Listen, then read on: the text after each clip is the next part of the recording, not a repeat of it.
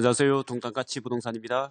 오늘은 상가나 주택, 임대인과 임차인 사이의 다툼 이유 중 하나인 하자 발생 시 수선 의무에 대해 조사해 보았습니다. 주택임대차보호법이나 상가건물 임대차보호법에서는 임대인의 수선 의무에 관해 구체적인 규정은 없고 민법 제623조 임대인의 의무에 임대인은 목적물을 임차인에게 인도하고 계약 존속 중 그 사용 수익에 필요한 상태를 유지하게 할 의무를 부담한다라고 규정되어 있습니다.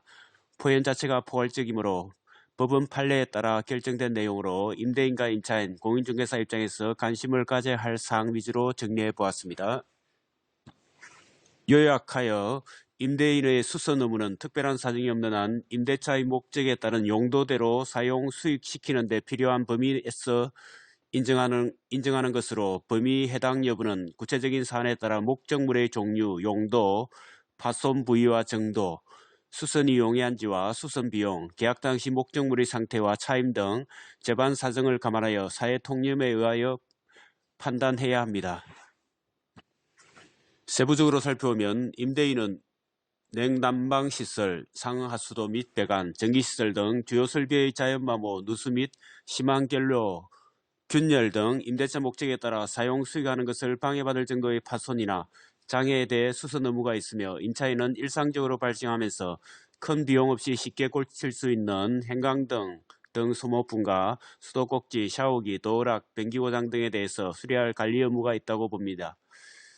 따라서 임대인의 수선 의무를 판단하려면 임대차 목적물의 파손이나 장애가 임차인이 별다른 비용을 들이지 않고도 고칠 수 있을 정도의 사소한 것으로 임차인의 사용 수익을 방해할 정도가 아니라면 임대인이 수선 의무를 부담하지 않는다고 봅니다. 임대인이 수선 의무를 이행하지 않으면 채무불이행의 일반적인 효과로서 임차인은 손해배상을 청구하거나 계약을 해지할 수 있으며 차임의 지급을 거절할 수 있습니다. 하지만 임대차 목적물 전체를 전혀 사용할 수 없을 경우에는 차임 전부의 지급을 거절할 수 있으나 목적물의 사용 수익이 부분적으로 지장이 있는 상태인 경우에는 그 한도 내에서 차임 지급을 거절할 수 있습니다. 임대인과 임차인이 임대차 계약을 하면서 수선 의무 면제 특약을 기재하였다고 하더라도 수선 의무의 범위가 구체적으로 명시되지 않았다면 통상 생길 수 있는 파손의 수선 등 소규모 수선에 한하고 대수선 및 기본 설비 교체 등 대규모 수선은 임대인이 수선 의무를 부담해야 합니다.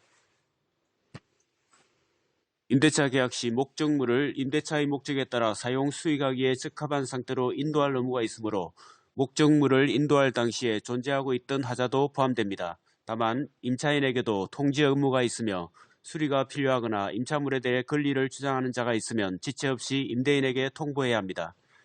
임대인이 알지 못하는 하자에 대해서는 수선 의무 불이행과 하자담보 책임에 따른 손해배상 책임을 전부 부담하지 않고 만일 임차인이 지체 없이 하자를 통보하여 수선이 이루어졌다면 피할 수 없었거나 제거할 수 없었던 기발생 손해에 대해서만 임대인이 부담합니다.